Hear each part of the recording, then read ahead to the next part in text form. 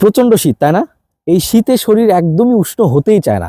বিশেষ করে পরিবারের বয়স্কদের অবস্থা তো আরও নাজেহাল। একই সাথে শিশুরা কয়দিন পরপরই অসুস্থ হয়ে যায়। ঠিক এই সময়ে আপনার দরকার একেবারে খাঁটি মধু, যেটা আপনার শরীরকে উষ্ণ রাখতে সহযোগিতা করবে এবং সিজনাল যে অসুখ বিসুখ এটা থেকে দূরে রাখবে একেবারে ন্যাচারালি। এখন কথা হচ্ছে, খাঁটি মধু কোথায় পাবো? সে তো সোনার হরিণ। আপনি আজান ফুডসে পাবেন। অবশ্যই একেবারে জেনুইন খাঁটি মধু নিতে হলে আমাদের আজান ফুডসে নক করতে পারেন।